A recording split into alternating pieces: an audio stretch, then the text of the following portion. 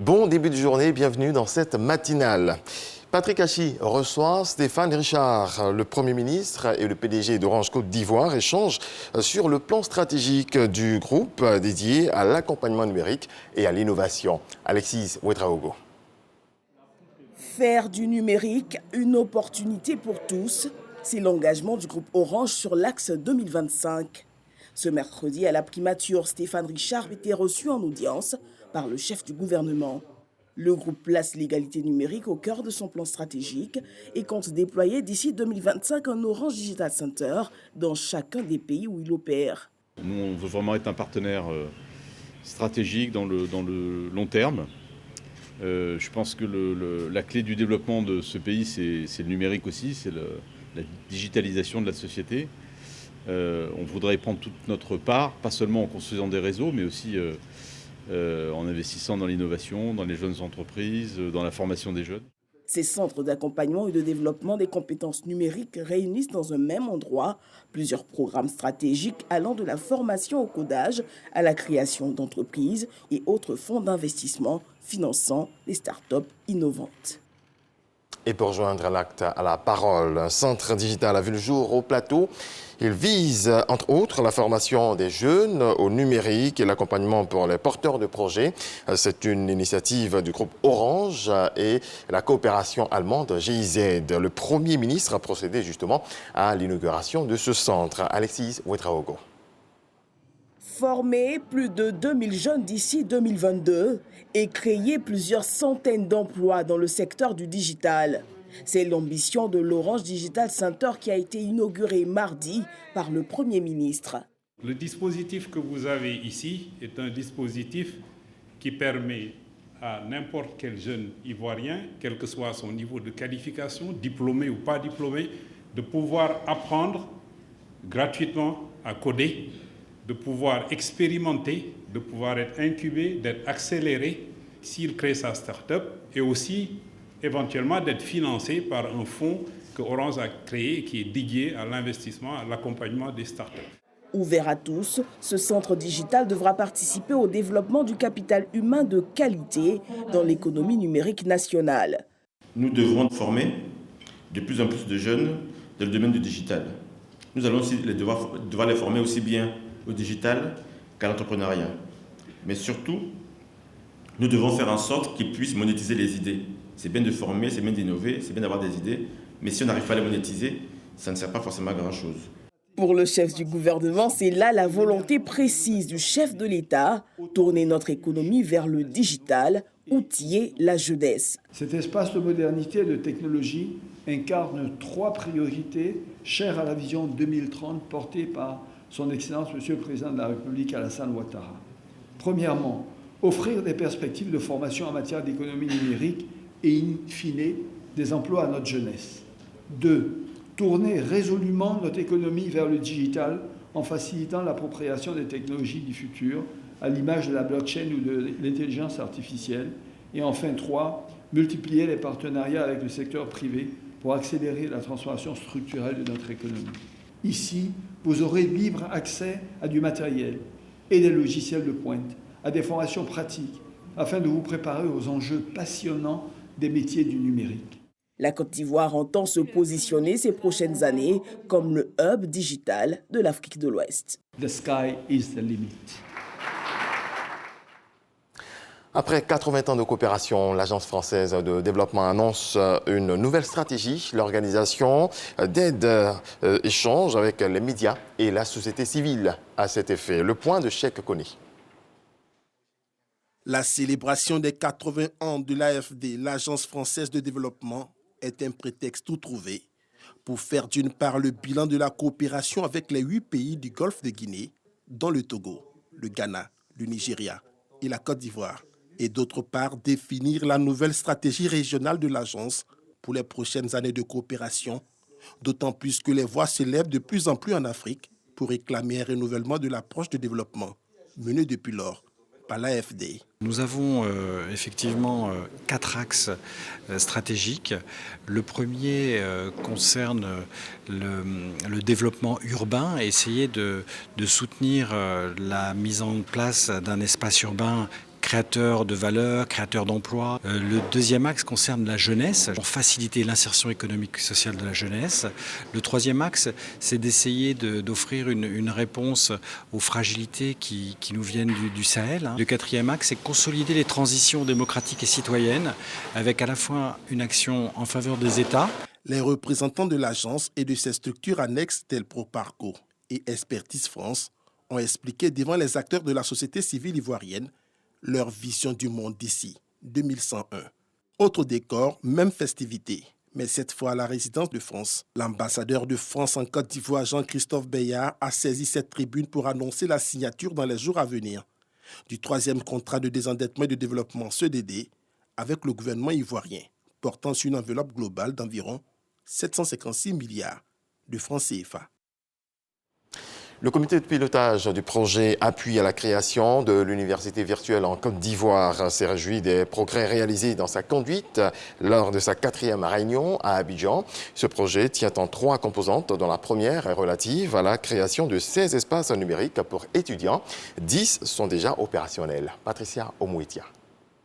Le contrat de désendettement et de développement, avec comme opérateur de mise en œuvre l'AFD, inclut le projet AMRUGE Côte d'Ivoire, appui à la modernisation et à la réforme des universités et grandes écoles de Côte d'Ivoire. Ce beau projet d'université virtuelle de Côte d'Ivoire est en train de se développer à un très beau rythme.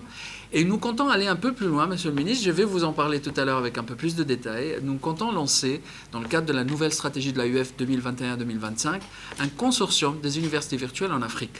Ce projet vise à soutenir les projets de recherche pertinents pour le développement économique et social de la Côte d'Ivoire et à renforcer les compétences des équipes de recherche par l'acquisition d'équipements et par le développement des collaborations entre équipes ivoiriennes et internationales. L'État continue à faire beaucoup d'efforts budgétaires, mais il est évident que l'État tout seul ne peut pas tout faire.